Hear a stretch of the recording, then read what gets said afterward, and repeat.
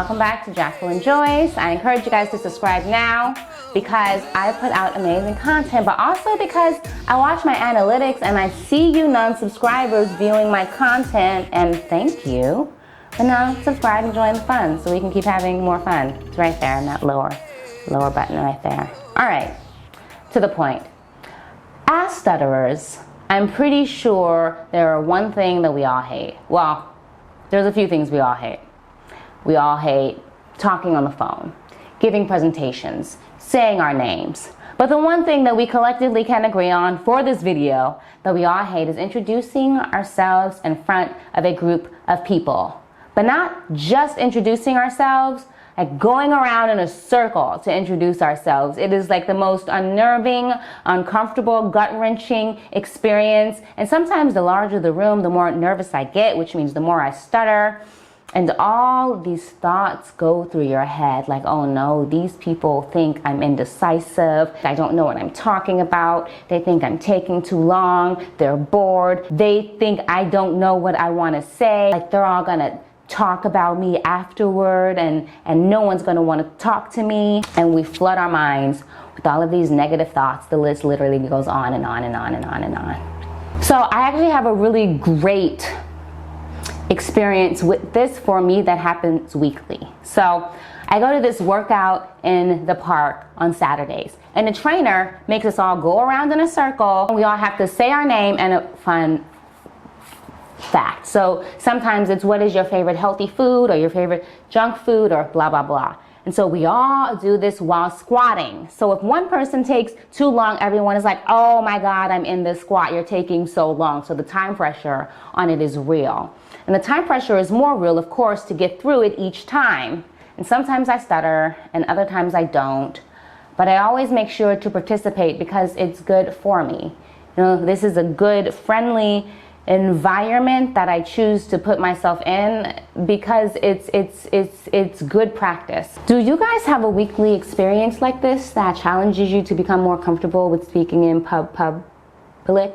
If so, let me know in the chat section below because I have a few more stories that I kind of want to share with you guys. I have some both scary ones and some embarrassing ones, and so get in that comment section so we can hash things out and chat it out and, I don't know, become more friendly than what we already are.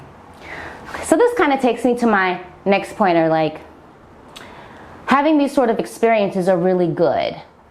I think it's good to put yourself in situations where you're not comfortable so that you can slowly gain comfort in speaking. You know, it's good to realize that you can and you will get nervous. You know, nerves are a natural emotion. Most of us, when we stutter, we get into something called the fight or flight mode, which is basically our nervous system reacting like we're in danger, when in actuality we aren't, which is what causes like the butterflies in the stomach or the sweaty palms or the thoughts of the worst possible outcomes, because our body is literally trying to protect us. And there are plenty of ways to, you know, slowly fight the fight or flight. And I'm gonna list them. Okay, so put yourself in situations often. Start with low stakes and then slowly raise them higher and higher and higher. I honestly think one of my high stake experiences is doing squats while I'm in class because other people are in pain if I take longer than normal. And so that's one of my like higher stakes. Something else I do is I shorten my name. My name is Jacqueline, but I usually introduce myself as J, more so because people tend to call me Jackie, and I don't like being called that. And so I shorten it for them, and it also allows me to just say one syllable. So I kind of kill two birds with one stone. I get to tell people what to call me while also lessening the amount of syllables I have to struggle on in front of a large group of people. Another thing I do is instead of thinking about the name game as a countdown to my demise, I actively tune in and I listen to everyone before me.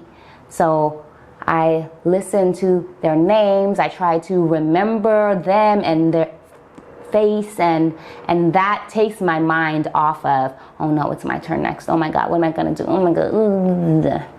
And then another one is, it's always good to remember that most people hate public speaking. Like most people who don't stutter even have a real fear of speaking to people in a public manner.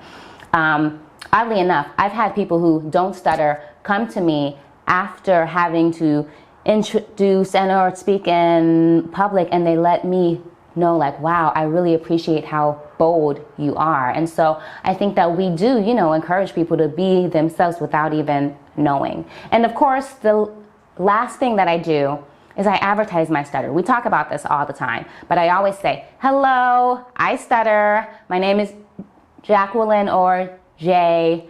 You can call me either of those, but not Jackie. And I just sort of like put my parameters out there while also letting them know I stutter. Thank you guys for watching.